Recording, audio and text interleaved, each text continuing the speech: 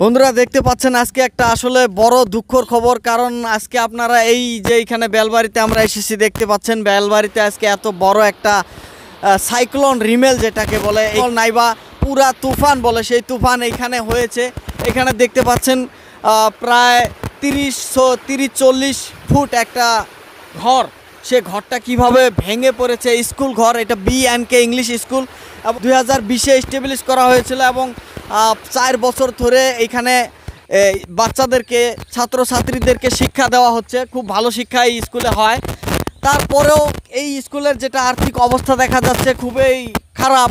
এবং আজকে রাতে যে 11টার সময় 11:30টার ওইদিকে যে সাইক্লোন রিমেল হয়েছিল, সেই সাইক্লোন রিমেলে আপনারা দেখতে পাচ্ছেন দুটি ঘর, একটি প্রিন্সিপালের ঘর ছিল বা টিচার রুম ছিল, আর একটা যে স্টুডেন্টগুলো থাকার ক্লাসরুম ছিল, সেই ক্লাসরুমটা একেবারে ধ্বংস হয়ে গিয়েছে। দেখতে পাচ্ছেন কিভাবে উড়ে একটা গাড়ি আছে, ট্রাক, সেই ট্রাকের উপরে গিয়ে চাল পড়েছে এবং ছাত্ররা এসে অবাক।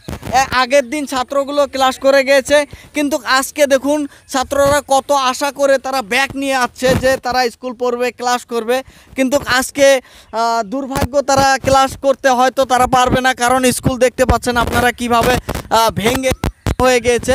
তো আমরা এখানে স্কুলের স্যারের কাছেও কিছু জানবো যে আসলে এই ধরনের পরিণতি হওয়ার কি এমন কারণ হতে পারে। এটা তো সাইক্লোন রিমেল হয়েছে, তো তারা সরকারকে বা ডিজাস্টার ম্যানেজমেন্ট তাদেরকে কি বলতে চায় আমরা তাকে বলবো। আসলে আপনি কি এই স্কুলের টিচার? হ্যাঁ। তো কি হয়েছে কালকে? তার মানে আমরা গতকালকে ক্লাস করে ঘরে গেলাম, যাওয়ার পরে সকালে আসি, আমরা ছাত্র স্টাফ মাস্টার সবাই আসি, দেই মানে স্কুল একবারে উড়ি যায় আছে। তো স্কুলে মানে এরকম অবস্থা কেন? মানে স্কুল তো আরো ভালো করে তুলতে লাগছে। মানে এটা আর কি, ধরো আমাদের আর্থিক সমস্যা আছে, সমস্যার কারণে আমরা ভালো করে দিতে পারি নাই কে, যার জন্য এরকম সমস্যা হয়েছে। আমরা সরকারের কাছ থেকে কিছু আর কি চাই আর কি, সাহায্য চাই আর কি, যাতে সরকার যেন আমাদের স্কুলে অল্প মানে কাজ করার জন্য কিছু দেয় আর কি। হ্যাঁ। তো এই যে কতদিন ধরে স্কুলটা চলে আছে? আমাদের স্কুল 2020-এ এস্টাবলিশ করেছিলাম, লকডাউনে। হ্যাঁ,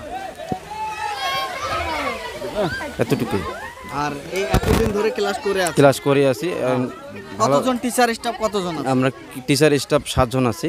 স্টুডেন্ট কত হবে এখানে? স্টুডেন্ট মোটামুটি ধরো 100+ হবে আর কি। 100+ স্টুডেন্ট। তো ধন্যবাদ আপনাকে। তো এখানে দেখতে পাচ্ছেন 100 জন ছাত্রছাত্রী এই স্কুলে পড়া পড়ে, আর আজকে এই 100 জন ছাত্রছাত্রীর যে স্কুলটা ছিল সেই স্কুলটা সাইক্লোন হয়ে বা যে তুফান, সে তুফান স্কুলটাকে তুলে নিয়ে গিয়েছে। আপনারা দেখতে পাচ্ছেন একটা ভয়াবহ একটা তুফান হয়েছে, এবং সেই তুফানের ক্ষেত্রে আপনারা দেখতে পাচ্ছেন যে বেঞ্চ, যে সিস্টেমগুলো আছে, যে ব্ল্যাকবোর্ডগুলো আছে, সবগুলো ভেঙে চুরে ছারখার হয়ে গিয়েছে। আপনারা দেখতে পাচ্ছেন এইখানে এই যে টিনগুলো আছে, এই টিনগুলো পুরোপুরি একেবারে যে বেড়া আছে, ওয়াল যেটাকে বলে, যেটাকে ফ্যান্স, সেগুলো পড়ে গিয়েছে আপনারা দেখতে পাচ্ছেন।